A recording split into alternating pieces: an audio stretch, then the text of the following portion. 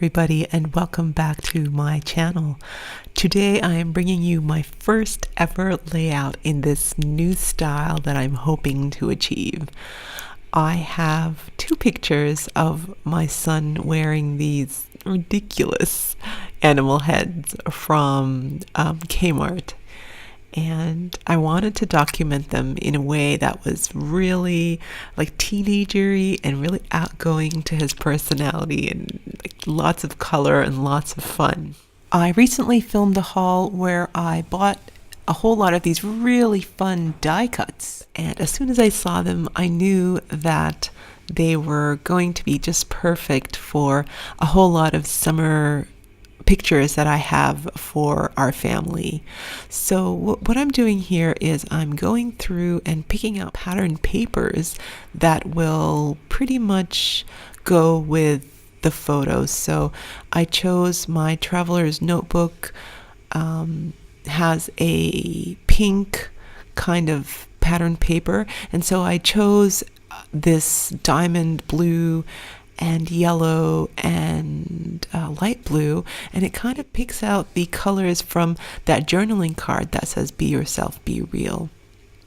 I knew that I was going to use that journaling card straight away because that is basically the advice that I give my son all the time.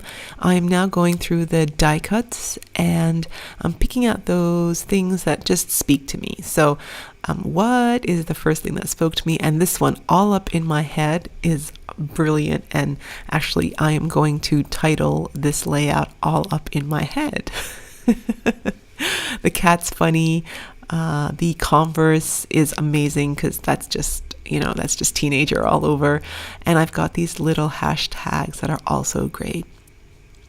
So I won't lie, this layout took me a long time.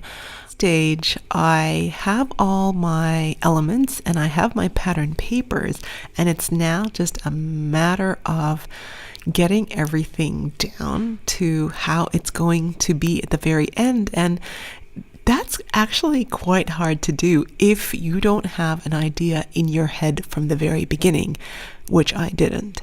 And this is my first layout in this style of memory keeping. So I did struggle a bit.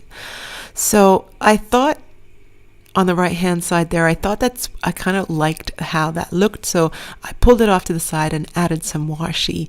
I'm now not sure where I'm going to add that blue diamond paper. I have this thing about white space. I can't seem to leave it alone. I understand the importance of white space, and I actually love it when I see it on other people's layouts. However, I just can't leave white space alone.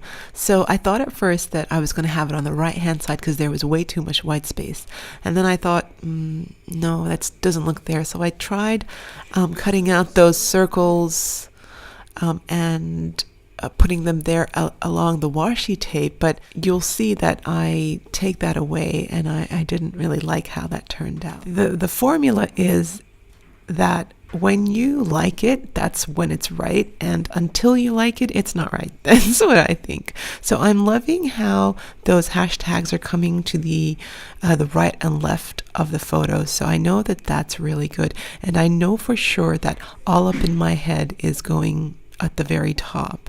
So it's now just time to stick stuff down and commit to what I'm going to do. So I've decided that the blue paper is going on the left hand side to cover up some of the pink, and then I'm also going to stick down that journaling card. The unicorn is going to go on the left hand side paper, and it's going to have what to the very top of it. I tried to add a little bit of a border with these circles, but it didn't look really good. And actually the tear piece, which is grid paper, and funnily enough white, is what looked good. And it taught me, this layout really taught me to go with the rules, because sometimes rules are really important. So grid paper goes down, the unicorn head goes down and what goes down. And I'm starting to feel more confident at this stage. So I do the same thing with the panda head. I put the no filter hashtag and the good vibes hashtag to either side of the photo. And then I decide that it's time to bring some blue paper to the right hand side just to tie the two pages together. But that piece of paper is way too big, and so I tear out some strips so that just to introduce a little bit of color, but to leave some white space. It's really important.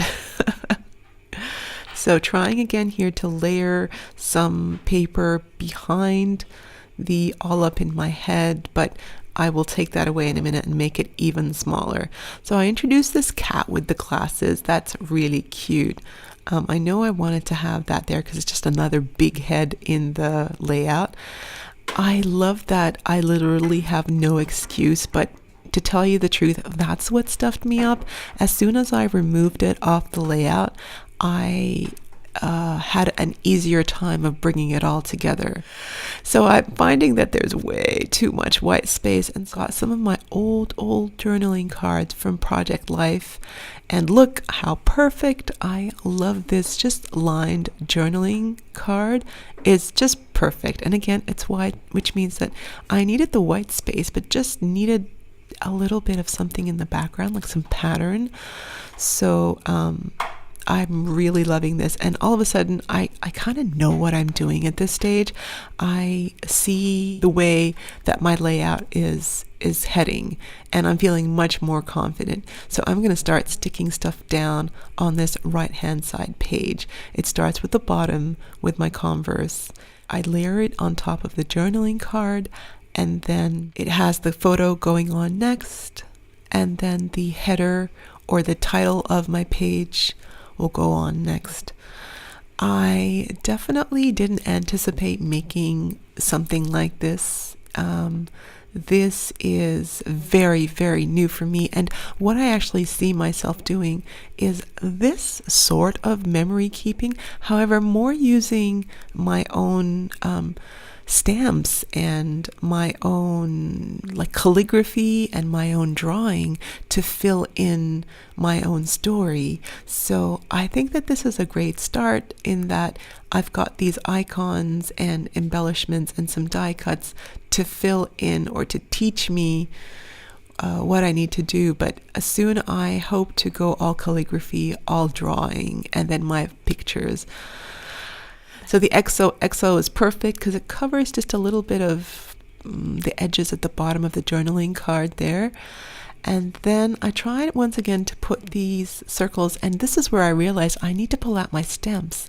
I need to add some more texture. So here we go.